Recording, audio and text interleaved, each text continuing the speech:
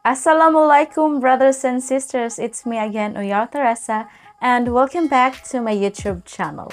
So for today's video, I'm gonna be reacting on another video, and today it's really a requested video for today, so which entitled "The Example of Mosquito." So as you can see, this is really interesting topic for today. So someone requested me for make reaction video on this. So guys, I hope you will enjoy this video for today, and I hope that I will learn something for today's video. So without any further ado, let's start watching.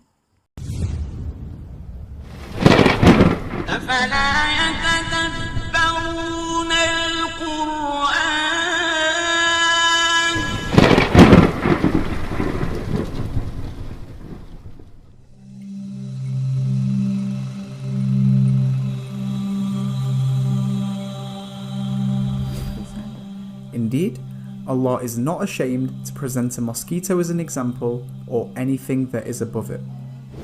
As for those who believe, they know that it is the truth from their Lord. But as for those who disbelieve, they say, what did Allah intend by this example? The Quran, chapter 2, verse 26. The first question that comes to mind is, what does Allah mean when using a mosquito as an example? Yeah. Essentially, Allah is saying that even a fly is enough to demonstrate His existence.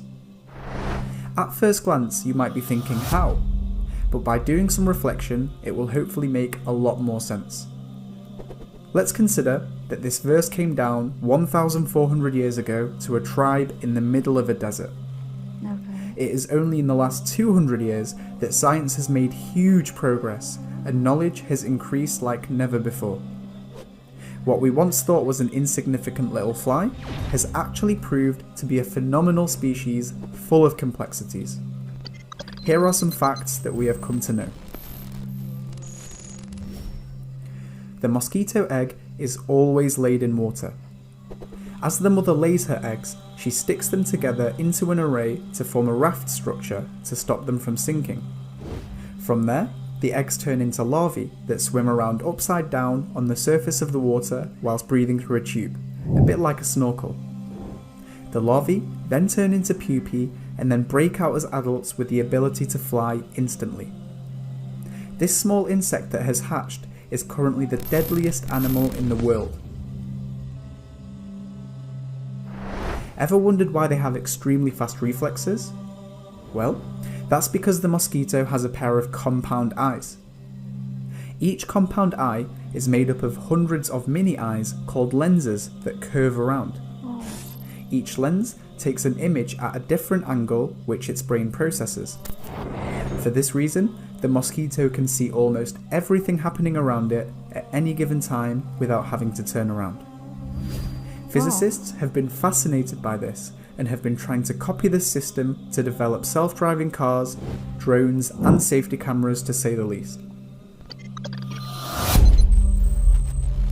Subhanallah.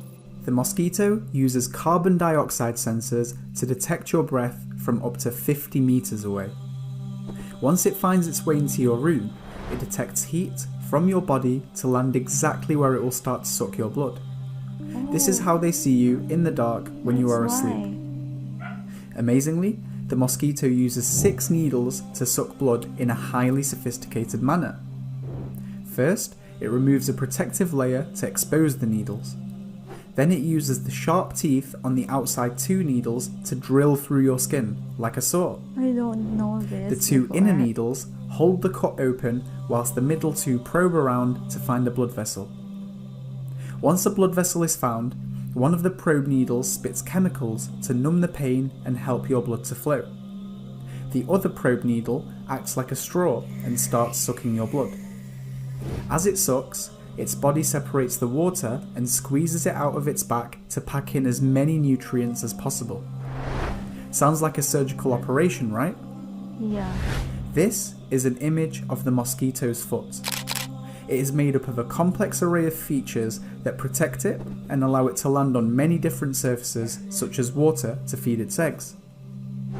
As for its wings, the mosquito flaps them about 1,000 times every single second to help it fly.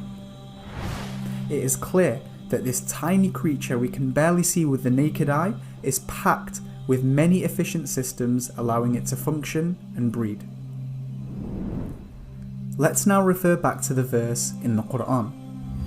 After Allah presents the example of a mosquito, He then says, and what is above it. The Arabic used for this, فَمَا فَوْقَهَا, linguistically has many meanings, including what is above it physically and what is above it in size. Guess what? All definitions apply. In terms of size, well, we don't have to look too far into nature to see that a mosquito is nothing compared to what is out there. The universe is so complex, yet so perfect, that it is beyond human comprehension. What about above it physically? Well, scientists have discovered that some mosquitoes have tiny larval water mites that live above them as parasites.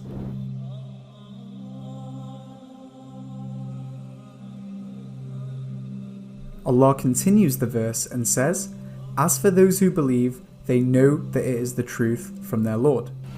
See, as Muslims, we believe that everything around us screams the existence of a creator. In fact, when we are asked for proof, we respond by asking where the proof isn't, even if it is just a fly. Allah then says, "But as for those who disbelieve, they say, what did Allah intend by this example?" Isn't this the case? Wouldn't the disbeliever credit all of this to anything other than a creator, such as evolution or chance? Wouldn't the disbeliever still consider the mosquito insignificant and unimpressive? The reality is, we are all so used to the world around us. We are so used to how perfect nature is and how perfectly its laws allow us to sustain life. The fact of the matter is, if all of humanity gathered together, we couldn't create a single fly. And if we gathered all of our knowledge, it wouldn't even be a small fraction of what we still don't know. Yet some of us sadly believe that we have enough wisdom and intelligence to deny there is a creator as a possibility, just because it doesn't make sense. Think about this. To copy just one of the systems in a mosquito, we need years of research and teams of scientists around the world to produce something half as good. Yet the mosquito is lighter than a feather, can hardly be seen, and is jam-packed full of systems and sensors that allow it to live. And remember, the mosquito is only one of millions of different species that are on planet Earth alone, each one having unique characteristics. Isn't this verse so incredibly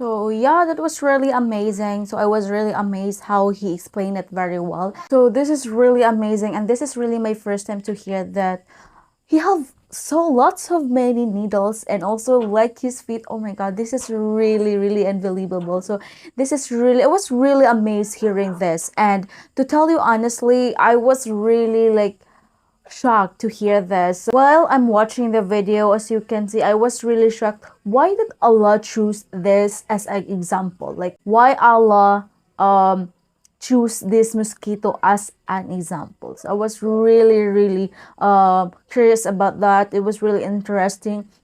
And as you can see, he really explained it very well. So I was really amazed also. So yeah, guys, that's all for today. Thank you so much. Once again, I'm oyao Theresa. May God bless you and have a nice day.